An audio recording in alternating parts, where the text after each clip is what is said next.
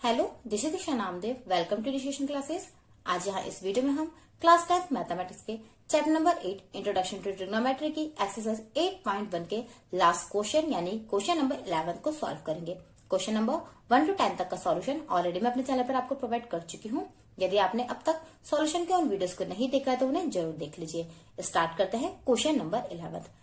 Solution के पहले यदि आपने अब तक मेरे चैनल को सब्सक्राइब नहीं किया तो प्लीज सब्सक्राइब कर दीजिए और नोटिफिकेशन बेल को प्रेस करना ना भूलें। चैप्टर नंबर 8 जो है इंट्रोडक्शन टू ट्रिग्नोमेट्री यानी त्रिकोणमिति का परिचय, इसका इंट्रोडक्शन वीडियो भी मैंने आपको प्रोवाइड किया है। उसका लिंक आपको डिस्क्रिप्शन में मिल जाएगा। ओके, आप उस वीडियो को जरूर देख लीजिए ताकि ट्रिग्नोमेट्री के जितने भी बेसिक कॉन्सेप्ट है, फंडामेंटल है, वो आपको क्लियर हो सके। स्टार्ट करते हैं question number 11।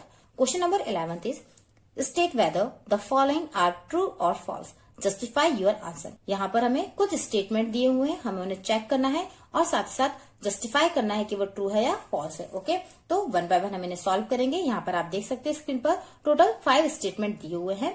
Okay, one by one हम इन्हें सॉल्व करेंगे। सबसे पहला स्टेटमेंट क्या दिया हुआ है, the value of tan A is always less than 1। क्या कहा गया है, जो tan A है एंगल कुछ भी हो सकता है, आप ध्यान रखें। यहाँ पर ए दिया हुआ है, कोई भी एंगल एग्जाम में दिया हुआ आ सकता है। ओके, क्या कहा जा रहा है, जो वैल्यू ऑफ tan A है वो क्या होता है, हमेशा ही लेस देन 1 यानी कि 1 से कम होता है।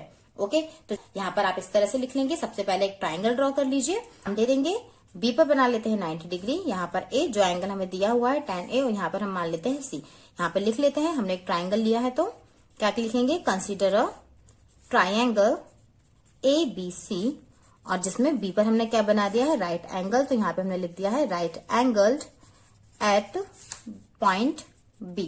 ओके, 10 की 2 साइड्स का रेशियो होता है, तो इस तरह से याद रखेंगे आप, लाल बटे कक्का। मतलब लेंथ, ए मतलब बेस और के मतलब क्या है, कर्ण यानी कि हाइपोटेनस। तो एल अपॉन के होता है साइन, ए अपॉन के होता है कॉस, और एल अपॉन ए जो है वो क्या होता है, टेन। ओके, तो इस तरह से एल क्या होगा, अपोजिट साइड ऑफ एंगल जो भी पूछा गया है। तो क्या पूछा गया है, एंगल ए, तो यहां लिख देंगे साइड अपोजिट टू एंगल ए।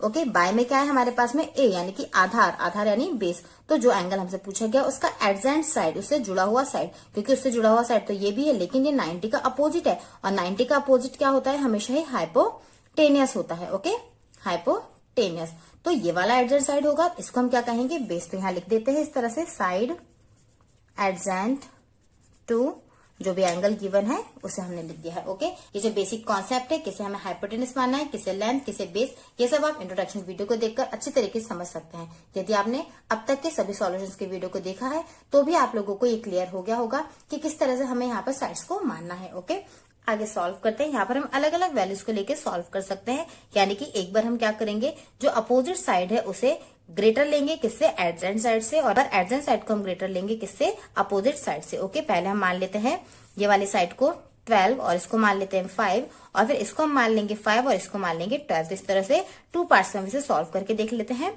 इस तरह से लिखेंगे tan A इक्वल्स टू कितना आ जाएगा, 12/5।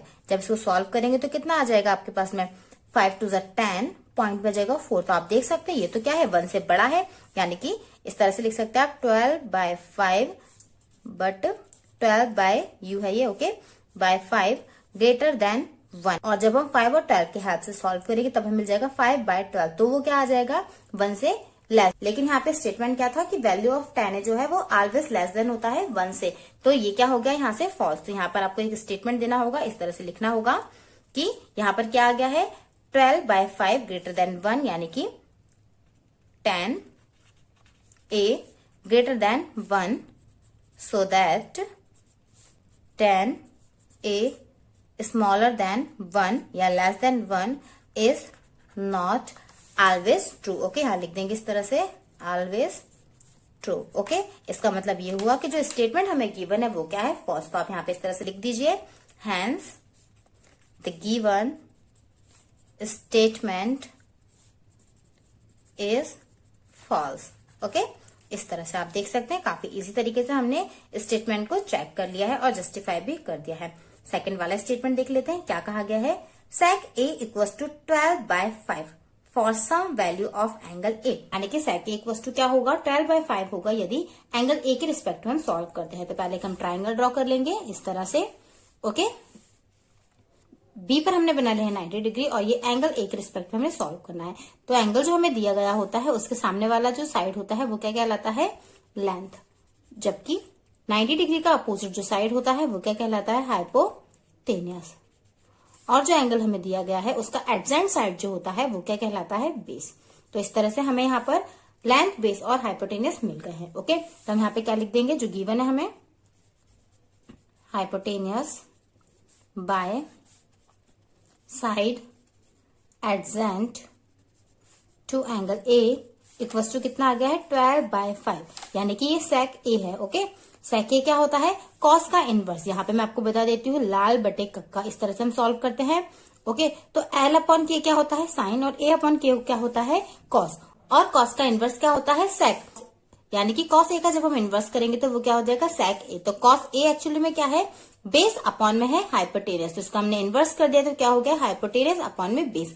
यहाँ पर एल मतलब है लेंथ यानी कि लंब, ए मतलब आधार यानी बेस, और के मतलब है कर्ण यानी कि हाइपोटेनियस। अब इन दो साइड की हेल्प से हम क्या करेंगे, अदर साइड को निकाल लेंगे। तो आप देखेंगे साइड एडजेंट टू एंगल ए लिखा हुआ है, यानी कि बेस की वैल्यू हमें गिवन है जो कि कितनी है, 5, और हाइपोटेनियस हमें गिवन है 12। तो इस तरह से ये वाला साइड हो गया है हमारे पास 5 और ये हो गया है 12। ओके, यहाँ पर हम एक पॉजिटिव इंटीजर भी ले लेंगे जैसा हमने प्रीवियस सॉल्यूशन में लिया है, इस तरह से। ओके, अब इसकी वैल्यू हम फाइंड आउट करेंगे तो क्या होता है, अकॉर्डिंग टू पाइथागोरस थ्योरम हमें यहाँ पे सॉल्व करना होगा।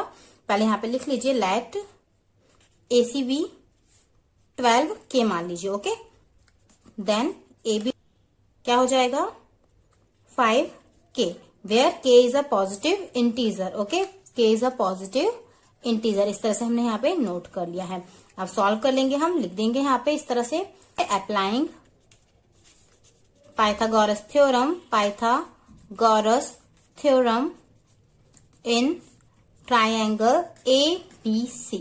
तो पाइथागोरस थ्योरम के अकॉर्डिंग क्या होता है, हाइपोटेनियस का स्क्वायर अदर टू साइड के स्क्वायर के सम के इक्वल। तो AC स्क्वायर इक्वल टू आ जाएगा AB स्क्वायर प्लस हो जाएगा BC स्क्वायर। AC की वैल्यू हम लिखेंगे 12 के स्क्वायर, इक्वल में हो जाएगा AB की वैल्यू है 5K, यहाँ पर आ जाएगा स्क्वायर, जबकि BC को हम एज इट इज सेम लिख देंगे। ओके, इसको हम थोड़ा सा इजी कर लेते हैं। जब हम 12 का स्क्वायर करेंगे तो हमें कितना मिल जाएगा, यहाँ से 144। ओके, और K square as it is same, 5 का स्क्वायर करेंगे तो 25 K स्क्वायर, और BC स्क्वायर को हम एज इट इज लिखेंगे। ओके, साइड चेंज करेंगे तो क्या मिल जाएगा हमें, यहाँ से 144 K square minus 25 K square, यानी यहाँ से हमें कितना मिल गया है, माइनस करेंगे जब हम, यानी 4 में से जब 5 जाएगा तो हमें मिल जाएगा 9, यहाँ पर 1 और ये 1 एज इट इज सेम, यानी कि 119 K स्क्वायर। ओके, इक्वल में जबकि क्या है हमारे पास, BC स्क्वायर। आगे सॉल्व कर देंगे, BC इक्वल्स टू क्या आ जाएगा, यहाँ पर हम अंडर रूट लगा देते हैं, 119 K स्क्वायर। आप देखेंगे K के पेयर बन रहे हैं तो K बाहर आ जाएगा, जबकि 119 जो है वो अंडर रूट के अंदर ही रह जाएगा। तो इस तरह से हमें मिल जाएगा यहाँ पर 119 K। इसको आप चाहे तो रूट से बाहर भी निकाल सकते हैं। किस तरह से निकालेंगे आप, डिवीजन मेथड की हेल्प से। ओके, ये जो डिवीजन मेथड होती है इसकी हेल्प से आपको यहाँ पे सॉल्व करना होगा। पीछे से 2 के पेयर्स बनाकर हम इसे सॉल्व करते हैं। ओके, तो इस तरह से जब हम सॉल्व करेंगे तो BC इक्वल्स टू कितना आ जाएगा हमारे पास में, 10.9 K। ओके, आगे हमें 3 स्टेटमेंट्स को और चेक करना है। तो यहाँ पर ये जो डिवीजन मेथड है इसे मैं आपको एक्सप्लेन नहीं कर सकती हूँ, मैं आपको एक वीडियो प्रोवाइड कर दूंगी जिसकी हेल्प से आपको अंडर रूट की वैल्यू निकालना आ जाएगा। ये बेसिक चीजें हैं, ये आपको क्लियर होना बहुत जरूरी है। ओके, तो इस तरह से सेक इक्वल्स टू 12/5 करेक्ट है या नहीं, उसके लिए ये जो वैल्यूज है यानी जो राइट ट्राइंगल हमें दिया है वो सेटिस्फाई करना चाहिए किसे, AC माइनस AB ग्रेटर आना चाहिए किससे, BC, और BC स्मॉलर आना चाहिए AC प्लस AB से। ओके, इस तरह क्लियर है। आप यहाँ पर इस तरह से स्टेटमेंट भी लिख सकते हैं, it can be observe that for given 2 sides AC equals to 12K and AB equals to 5K, BC should be, BC क्या आना चाहिए, AC माइनस AB से greater but AC plus AB से स्मॉलर। ओके, तो इसको हम देखते हैं, ये अगर करेक्ट होगा तो ये जो सेक इक्वल्स टू 12/5 है वो बिल्कुल ट्रू होगा, अदरवाइज हम लिख देंगे कि स्टेटमेंट क्या है, फॉल्स है। वैल्यूज को पुट करके देख लेते हैं। तो यहाँ पर AC के प्लेस पर हम लिखेंगे 12K। ओके, क्या लिखेंगे, 12K, जबकि AB की वैल्यू है 5K, यानी सॉल्व करेंगे तो यहाँ से आ जाएगा 7K। BC आया है 10.9K, 10.9K, तो ये वाला तो करेक्ट आया है, ग्रेटर आ गया है BC की वैल्यू AC माइनस AB से। इसको और चेक कर लेते हैं, AC की वैल्यू कितनी है हमारे पास में, 12K, प्लस है 5k यानी कि कितना आ गया है 17k। तो ये भी एकदम करेक्ट हो गया, यानी कि AC प्लस AB ग्रेटर आया है किससे, BC से। ओके, तो इसका मतलब ये हो गया कि BC इक्वल टू 10.9k जो है वो क्या है, बिल्कुल करेक्ट है, यानी कि इस ट्राइंगल के सुटेबल एक साइड होगी। ओके, तो हमको यहाँ पे इस तरह से लिखना होगा, however BC equal to 10.9k clearly such a triangle is possible and hence such value of sec A is possible. मतलब सेक ए की जो 12/5 वैल्यू दी है वो बिल्कुल करेक्ट होगी। Okay, hence the given statement is true. अब हम थर्ड वाले स्टेटमेंट को चेक कर लेते हैं। ओके, क्या लिखा हुआ है, cos A is the abbreviation used for the quotient of angle A। क्या कहा जा रहा है कि cos A जो है उसका यूज किया जाता है, यानी कि वो एक एब्रिविएशन है, यानी कि शॉर्ट फॉर्म है। किसका शॉर्ट फॉर्म है, कोसेंट ऑफ एंगल A का। लेकिन कोसेंट को तो हम शॉर्ट में क्या लिखते हैं, कोसेक लिखते हैं। क्या लिखते हैं, कोसेक। और जो cos A है वो क्या होता है, एक्चुअली में कोसाइन का एब्रिविएशन है, यानी कि शॉर्ट फॉर्म है। तो आप डायरेक्टली यहाँ पे स्टेटमेंट लिख देंगे इस तरह से, abbreviation used for quotient of angle A is cosec A and cos A is the abbreviation used for cosine of angle A. Hence, given statement क्या हो जाएगा, false। तो आप लिख देंगे hence the given statement is false। ऐसे ही fourth वाला आप देख सकते हैं क्या लिखा हुआ है यहाँ पर, काफी इजी है ये स्टेटमेंट्स, बस हमें ट्रू एंड फॉल्स बताना है और जस्टिफाई भी करना है अपने आंसर को। जैसे हमने थर्ड वाले में जस्टिफाई किया कि कोसेंट ऑफ एंगल A का एब्रिविएशन cosec A होता है, और जबकि cos A किसका एब्रिविएशन है, कोसाइन A का। ओके, अब फोर्थ वाला लिखा हुआ है देख लीजिए, cot A is the product of cot and A। क्या कहा जा रहा है कि cot एक्चुअली में क्या है, प्रोडक्ट है, मल्टीप्लाई है, किन दो चीजों का गुणा है, cot का और A का, जबकि ऐसा नहीं होता है। cot A एक्चुअली में क्या है, कॉर्जेंट ऑफ एंगल A है। क्या है, कॉर्जेंट ऑफ एंगल A। ये मल्टीप्लाई में नहीं लिखे हुए हैं। ओके, यानी कि यहाँ पे आपको इस तरह से स्टेटमेंट लिखना होगा, cot A is not the product of cot and A, it is the cosine of angle A।